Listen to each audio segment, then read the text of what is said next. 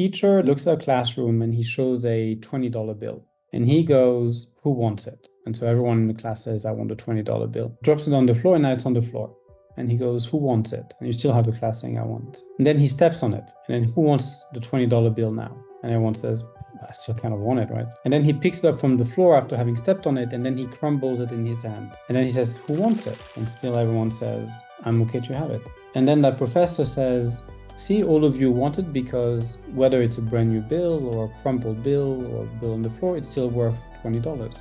And so the lesson that I would like you to remember from it is that whatever happens, your worth will not change. And the reason why I'm saying that story is I think it's the same thing for founders. If a company stops, their worth has not changed. Their net worth may have, but their worthiness has not changed. And if anything, I think that their worthiness has increased because they have dared to be bold and do something that other people have not done.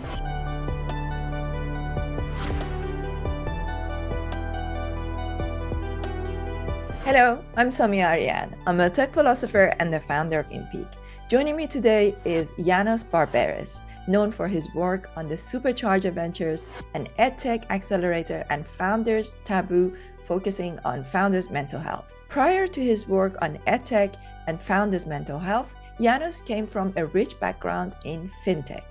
I first came across his insights on LinkedIn, and when we spoke, I felt that there was something special and authentic about his energy and perspective. I loved his candidness about his own mental health challenges and the tools and techniques that he developed in his own journey, which he now shares with the world. The pace of this conversation may be a little slower than my usual podcast, but there's a good reason for it, and I hope you enjoy it as much as I did. So, Janos, why don't you start by telling everybody a little bit about your background and tell me a little bit about your background and who you are. I know that you're building a very interesting accelerator, an EdTech accelerator. So tell me a little bit about your background, what made you want to do this, and then we will take it from there. Sure. So thanks a lot for having me as well. So my background is I've always been in entrepreneurship since I came out of university, so for almost 10 years now. The first venture I did was building a bank in the UK back in 2015. Then I decided to build a Fintech accelerator in Hong Kong in Asia. This was the first version of SuperCharger Ventures. Very successful, 49 companies, 3 unicorns, good timing, good market, good team, good execution. Then I had to stop for a health reason, physical and mental. Therefore, that closed down the company. And after this, after a period of a break and working for other founders, I decided to rebuild SuperCharger this time around with 2 co-founders. And this time, instead of fintech, we focused only on EdTech. So between version 1 and version 2, there's a change in vertical focus, fintech to EdTech, but also there is a much bigger emphasis on founder well-being and mental health. For the sake of the accelerator, I think that it's good to support our founders for personal motivations, but also finally for investors. And I think that healthier founders generate healthier return, and therefore we want to be able to pilot that initiative first through our accelerator and then through the broader ecosystem. So you said a little bit of you had a break because of your health reasons, or both mental and physical. Was that the reason why you started thinking more about mental health for founders? Is that kind of like the start of where you started thinking about that? So I think it's a combination of both. So the personal lived experience certainly was and still is in certain ways a pain. I'm still not fully recovered from it. So personally, I'm trying to find my own solution. But I see that founders' well-being, founders' mental health is quite complicated to find the right approach. So therefore, a founder being a founder, I built something that allows us to find that, and that's the community marketplace, a network of coaches that we've built through Founders Taboo. So part of it is a personal lived experience. Part of it is also an observation of the ecosystem, which when you build an accelerator, you're particularly privy to, because you see on a regular basis founders. And unlike a VC, you see those founders almost on a daily basis for a period of 3 months. So they became quite genuine and quite transparent. And so it's very hard to pretend every single day for 3 months. It's okay to pretend with an investor every quarter when you meet them for an hour on a call or in person. But every single day, that's very difficult. Yeah, that's right. So when you think about the reasons for founder well-being suffering, in your experience, is it always a case where the founder well-being faces some struggles when things are not going well in the business, or is it unrelated? So are there cases where things are going well in the business in the right direction, but people still struggle, or is it generally more correlated with things not working out quite so well? So it's both or neither. It depends on, because again, the founder well-being is a complex topic in the sense that it's unique to everyone, and then depending on your stage as a founder, your difficulty may change. But there are actually two elements, which is it a consequence or a precondition of entrepreneurship? Sometime for certain entrepreneurs, certain mental difficulty and challenges, it can be as severe, for example, as bipolar, ADHD, but it can be as light as self-worth issue and attachment problem will make you become a founder. The creativity that you can have with bipolar or the multitasking that you can have with ADHD makes you a misfit in a traditional corporate environment. But therefore, the company you build can be created around your odd shape, right? So that's a precondition. Or I give you an example. There's an expression that typically investors talk about, which is, but that founder has a chip on his shoulder or her shoulder.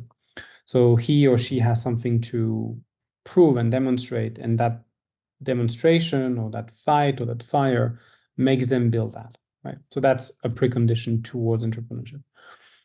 And then you have a consequence of entrepreneurship. I think that some of the unique, acute, high pressure, temporary or constant stress that you have as a founder can worsen pre-existing condition or trigger certain conditions. So if I take my example, actually, I think I was very physically exhausted building the first version of SuperCharger, but I was mentally fine. I mean, exhausted, but mentally fine. But then when I stopped the company, then a real period of self-doubt happened, which is me identifying as a company was, but what am I now? And that's when I think a lot of the mental struggle that I had started to unlock and reveal themselves. And now I'm dealing with them. So I think everyone has their reckoning of their issue differently. Now we know the statistics. So 70% of founders, 70, are self-reporting a mental health issue, which for people listening, it doesn't have to be all as serious as bipolar and ADHD. It can be also anxiety, right? Anxiety is a problem. So that ranges, and that's fairly universal. But the way it reflects itself and manifests itself is very founder specific. So much of what you say here, I have personal experience with, and I relate to. So I've never been through an accelerator. I just went out and raised some funds from a number of angels initially, and most of those angels, they literally after they paid the money, they just sort of disappeared. So, and I never see them again. So how important do you think it is for investors in general to stay connected with the founders? And I guess in many cases, it may not be always practical because there's like people have got their own lives and their own problems, so it's like in many cases they might think, okay, now I'm putting in my money, now I have to also babysit as well. So what's your thoughts on how much involvement you think is helpful from investors? So we said the number, right? So 70% of founders have a self-reported mental health issue. And you're correct, which is the precondition is much more present than the consequence. But so 70% of founders have a self-reported issue. Only 10% of founders are willing to talk to their investors about what they're experiencing. So I think that the ignorance of investors towards the mental state of their investment comes from both sides. I think it comes from the lack of courage of a founder to talk about it, and from the lack of interest for an investor to ask. So to your point, I've already put cash, I'm not going to be doing babysitting. It's a fair point, and also because I think that it is difficult to talk and have the right word with someone that is in burnout and is rejecting any type of help. I myself, when I had difficulty, I had a partner that I wasn't able to fully listen to because I was not ready to listen. So that's one element. So the point that you're making, which is, should investor be the babysitter or the confidant on those topics?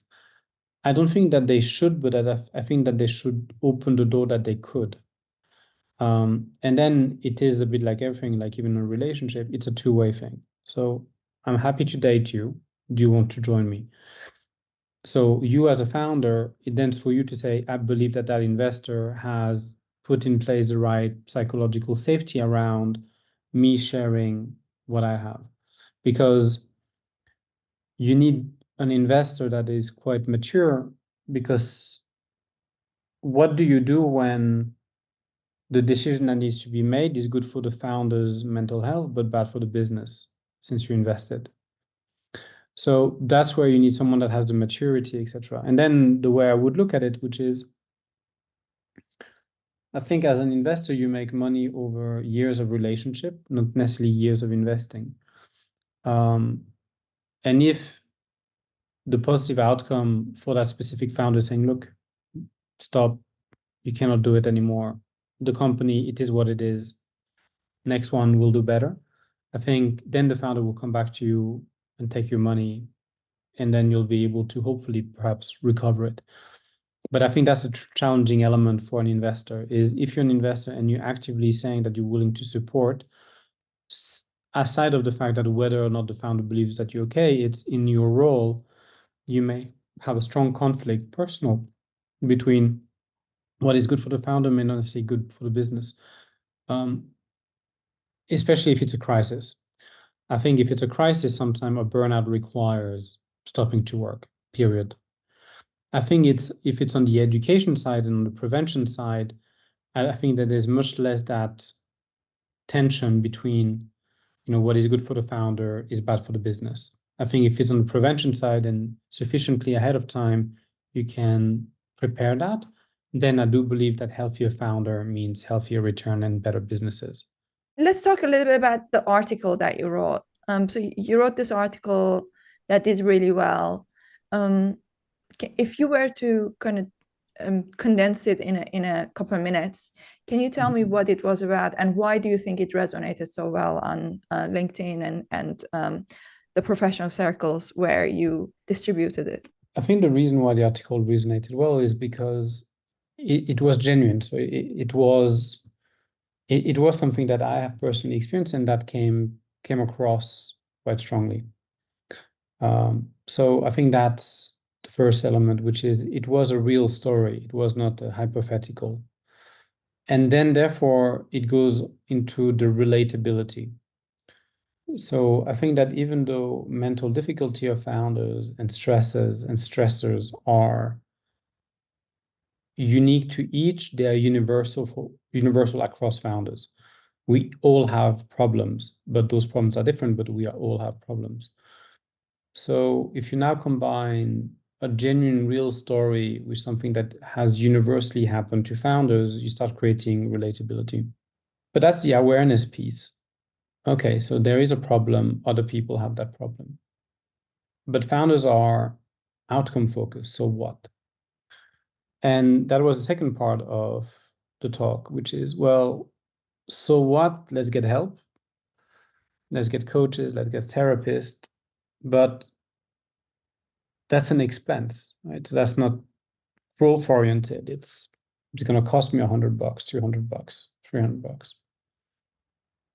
But so what if we could make money from making founders healthier? And that's good for the founder because we're growth oriented. And that's good for the investor because they're profit driven. And here the so what started to be worthy and worthwhile. Worthwhile to listen and worthy if it's correct. So I think that's the reason why it was well received. When you think about, how investors typically tend to look at these things, a lot of times they are more willing to spend their money on the next new thing rather than saving or helping an existing founder that is struggling. That's at least been my observation. What would you do if you were an investor in that case? Do you think it's better to go back and help a founder that maybe has failed or struggling? Or would you put your money into a new endeavor and a new founder typically? So I think that's kind of the talk that I was mentioning to you, which is, I think second, third time found, it depends where and when you invested. Second, third time founders are better investment than first time founder statistically. Now, is it because self-discovery, understand yourself? Perhaps, and most likely. So then you have the thing, which is, okay, so let's say you invested in a first time founder, things are not going well. What should you do? I think you should really consider investing in that first time founder who becomes second time founder because he or she may have therefore learned their lessons and mistakes. But same applies for a second time founder. I think that your win will average out if you keep playing the game long enough. And that's true for founders because you need to stay in the game and keep building until you find a market fit. But that's also true for investors. However, founders have a finite health and time, and investors have finite money. So there's only so long that you can play the game because there's only so much energy you'll have or there's so much cash that you can deploy. But that's where you need to pace yourself, right? Investing in startup is a marathon, just like building a company is. And therefore, I think that, yes, you should be ready as an investor, not to make a single investment you think that you can hit the lottery. You won't. The odds are against you, even as an investor. But therefore, when you set that journey of investment, you should be willing to support many founders or the same founders a few times, provided that it fits the thesis and the vision that you are aligned with. When I think about my own journey, and you probably share the same, and correct me if I'm wrong, but typically what I experience is that there are moments where you think, okay, you've reached a level of success, you see certain things are falling in place and everything looks like in the right direction, but then there are moments where you think, okay, when you think like how far more you need to go and how far you still are from that, it feels like you have failed. And like honestly, in a day, there are times where I would think, like maybe 10 times that day, I would think, I succeeded, and 10 times that day I might think, or the next day I might think I failed. And it's like it's two sides of the same coin. And there's a song by a British artist called Ren that I highly recommend everybody go and check. The song is called Hi Ren, and basically it's the two sides of this artist talking to each other. There's like the devil, saying like you don't amount to anything, you're nothing, you haven't succeeded. And then there's like the angel side of him, which is like, yeah, I have, and I'm on the right track, and I'm a genius and all that stuff. And this is I think this is like something that is like the typical story of a founder. And where you succeed is if you can keep yourself balanced between these two, so that you can have this sense of not getting too ahead of yourself, still being critical, but at the same time also acknowledging that your successes. So I wondered if you could talk a little bit to that and this constant battle between, it feels like you're taking one step ahead, two step back, and how people you think should manage that. So, the taking a step back is difficult for a founder because you so much want to be driven by what's ahead of you, right? You think of tomorrow, you don't think of yesterday, and it's because you can think and you can, it's because you can think and that you think that you see tomorrow so clearly that you're willing to take all those risks. So taking a step back kind of goes against your nature and your instinct. And again, founders are diverse, and I think that if you're in a crisis, yes, you need to take a step back because you cannot make the right decision. Sorry, I shouldn't be so absolute. It's not that you cannot make the right decision in a crisis. It's difficult to make decision in crisis, and therefore it's important to take a step back, just to stop and think. But if you're not in a crisis, you don't need to take a step back to move forward. You just need to slow your pace to last long on the journey, right? So again, I think that there's a big difference between founders which are preparing their mental resilience and their mental fitness. And here there's no need to take a step back, it becomes part of your routine. And then you have the founders which are too past the pain, the difficulty and the challenge. And here they need to take a step back. But that's why I'm just saying it's not as easy cut. But in general, if I look at my own experience, whenever I decided to take a step back was always the right decision. When I was forced to step back, because if you burn out and you suddenly snap and you can't do anything, then it's not a question of decision. It just so happens, right?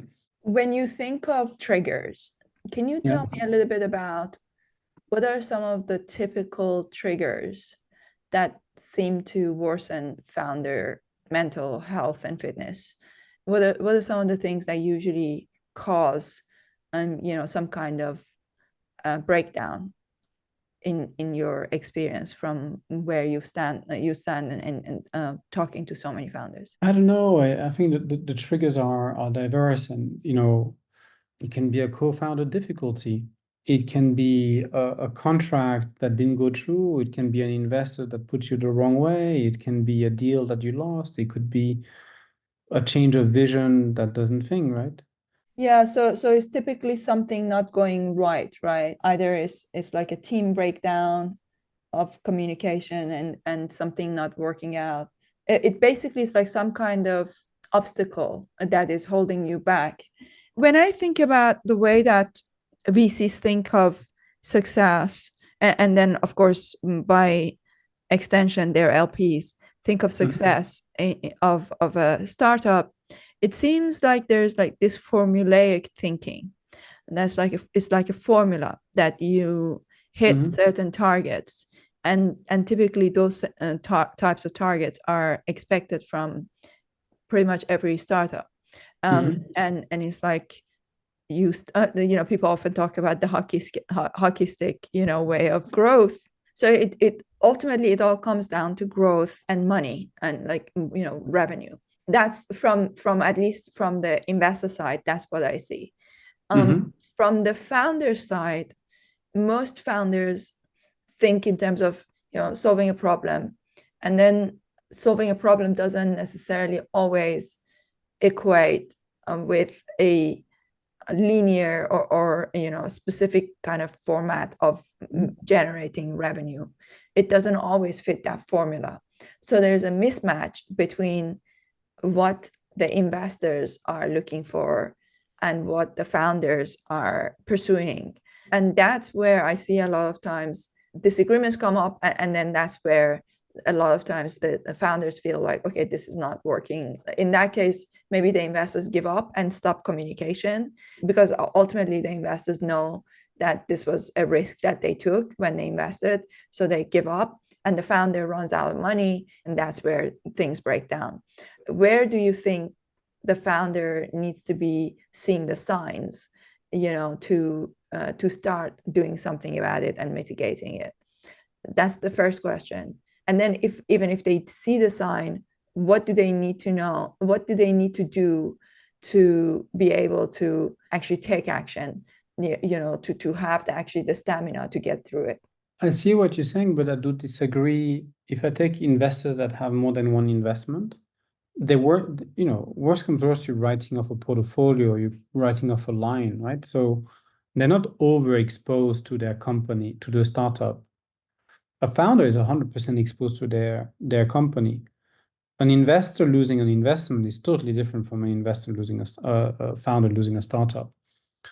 And that becomes even more true the larger the fund with the more portfolio company. We tend to say in investment that you make all your money on the back of one investment, right? So you cover 9 losses out of 1. So you're fine. But if you are one of those 9 companies, if you are one of those 9 founders, you lost everything. So that's your exposure towards the write-off and the risk, which I think is different. It's not the same. And I think that whilst good investors understand that they can lose money, I think that founders don't expect that they will lose their startup. Otherwise, they wouldn't have started in the first place. And that's perhaps the mistake of founders which don't have that maturity yet, which is, it's a job and you may get fired, i.e. company may fail, but don't take it too personally, which is difficult. So I think that answers that point. What were the 2 other points that you had? When is the point where the founder needs to see the signs that things are going wrong and they need to do something about it?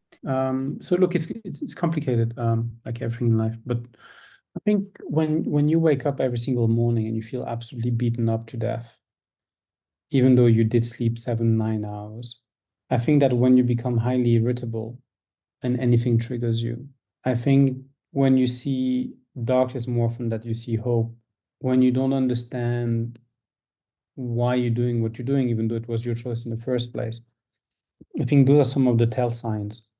And what you surprise yourself is how long you can go, even though with those symptoms going on.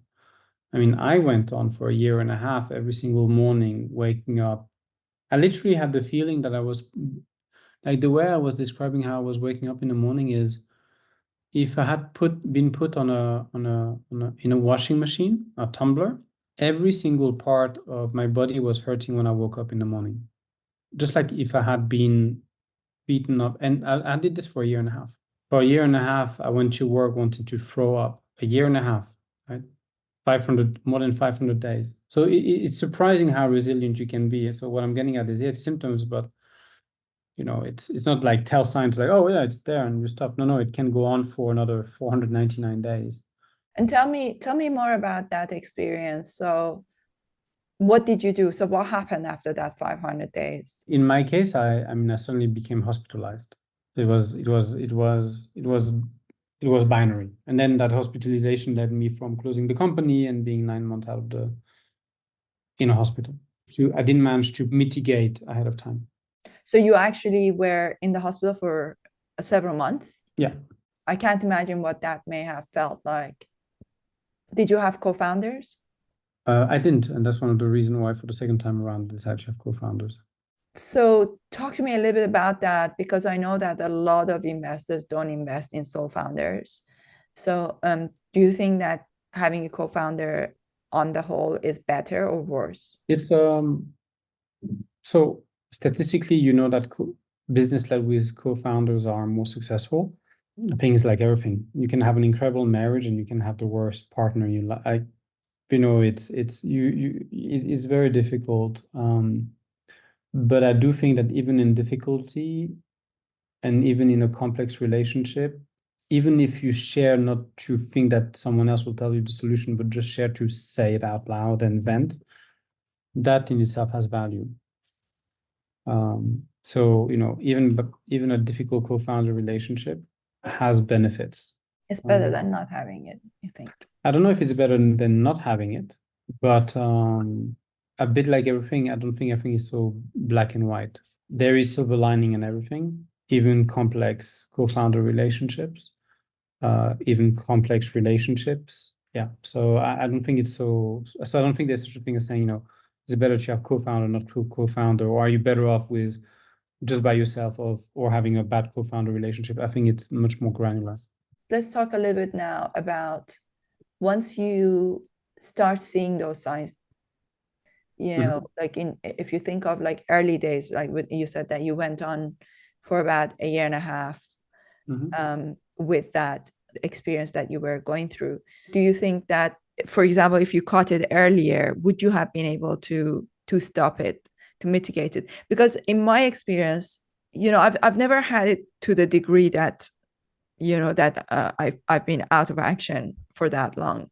But the many times when I've gone very close to it, flirted with it, to a point that, maybe I've had like a couple of days of, I felt like I was going to fall that cliff, but I've managed to bring myself out of it, through meditation, definitely a lot of exercise, that sort of thing helps, and putting yourself in a place where you're meeting the right people.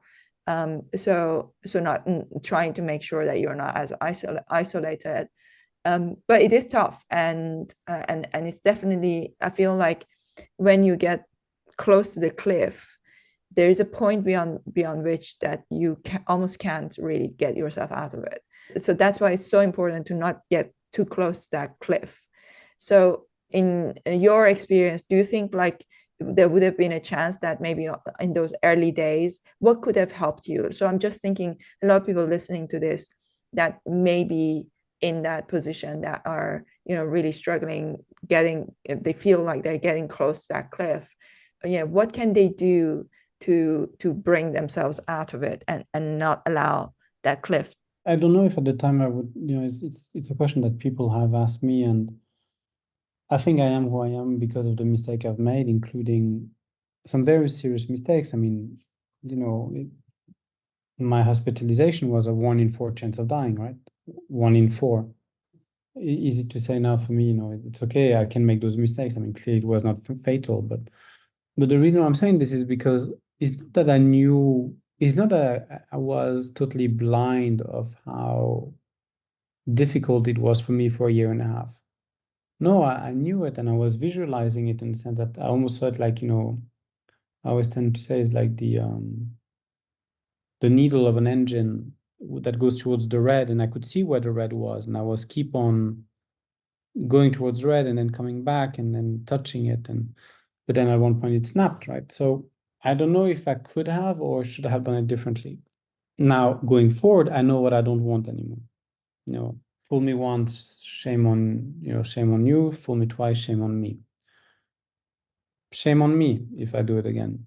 And therefore, what I try to do is I try to put myself in an environment with a routine and a regime that allows me to take care of myself. Now, I'm still no saint. Like the last 2 weeks since recording this podcast, I think I've thrown off all the good resolution that I have taken in the last year because things are just difficult. And the only things I know when things are difficult is bulldozing it through. That's almost like default mode. And I know I'm making a mistake, but I think that my path to recover as a founder and ultimately be a better founder, be a flourishing founder, will take 10 years. And I'm okay with that. So that's the way I look at it. I've learned that it takes time to recover, and I cannot force the speed at which it comes. I can influence it, but I cannot force it. That's right. So as a final question, can you talk a little bit about the routine that you said you created for yourself that is helping in general? I know that, it's never like you create the routine and then you're like cured of all things and everything goes well. It's always a bit of up and down. But in general, you've managed to bring yourself out of one of the darkest moments of your life that you experienced. So tell me a little bit about that routine. If other people are listening to this and thinking, how can I take something away from that and learn from it? What would be the thing that you would say to them? It's kind of funny because I used to make fun of people saying, sleep a lot, recover. It used to be, I used to think that I was a superhero and I needed super cool stuff. But no, those 8-9 hours of sleep are important. I think that a healthy diet are important. And I know for some of the people that will listen to me, stop saying stupid stuff like, come on, sleep, rest, and recovery. Come on, like I need, X-rays and like I need technology. And no, it's actually very basic. So I think and that's the good thing, is that's something that you control. If you don't have money, because coaches are expensive and therapists are expensive, if you even find one that is actually proper. But you sleeping those 8 hours is up to you. You adjusting your diet is up to you. You taking a rest in your day is up to you. And I know it sounds so Captain Obvious, and I'm convinced that if I was to hear myself, if the Janos of 10 years ago would hear the Janos now, I would laugh at him. I was like, what an idiot.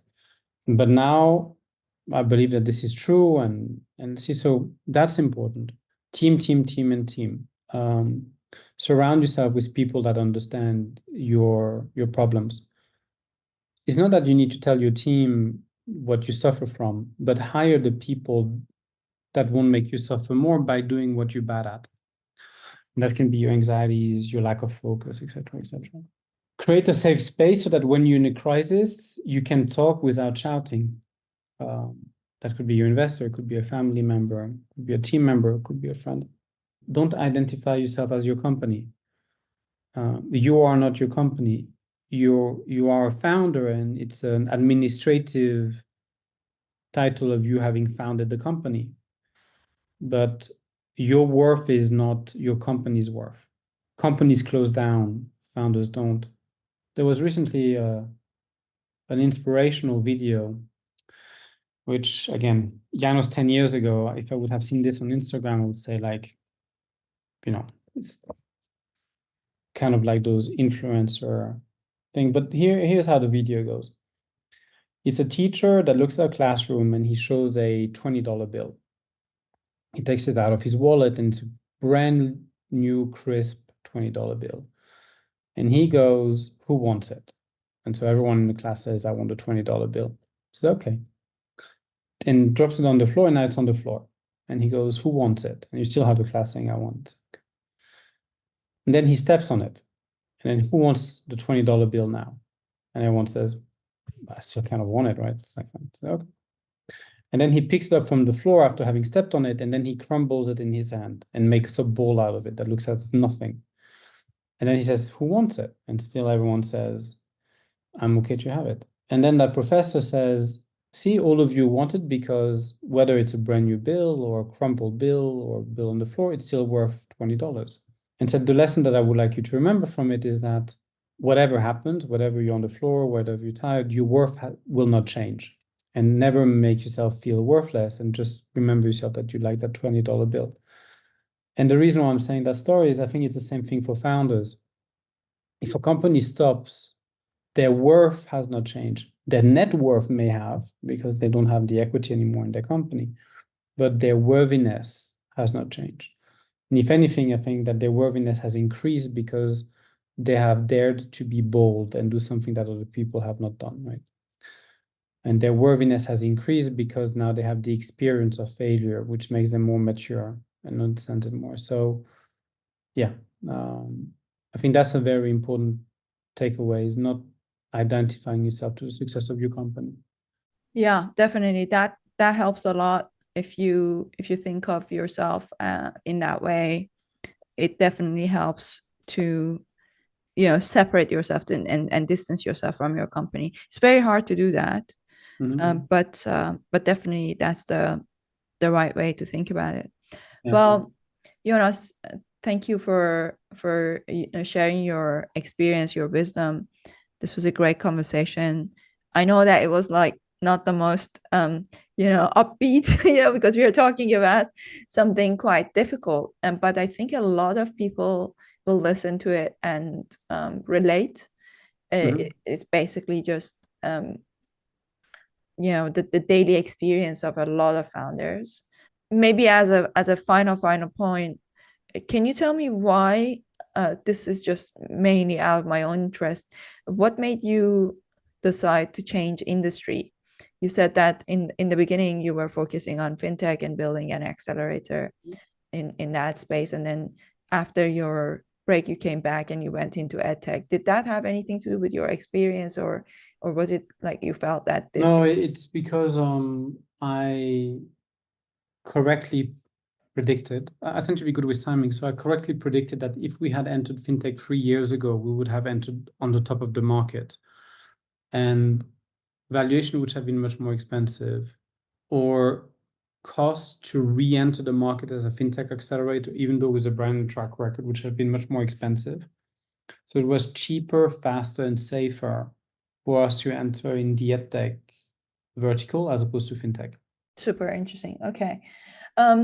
Well, what would you like people to do when they listen to this episode? Do you want them to follow you on LinkedIn? The best is for them to register on Founders Taboo, the website. We have a registration form. We'll get back to you. We check it on a rolling basis. Feel free to connect on LinkedIn, but mainly to get updates on what I do. I do check it, but I'm much less regular. I think that your safest bet is go on the website, register there. We have a team that looks at the profile registering. If they're founders, we get back to you. And then we'll take it from there to be able to support you. So that's what I would suggest. That's great, and we will also list you on our website. We are creating an accelerator directory, so we will put that. I appreciate it. Yeah, we'll do that as well. Well, okay. Thank you so much, Janos. I really appreciate your time. Super. Thank you. Right. I hope you enjoyed this conversation with Janos Barberis.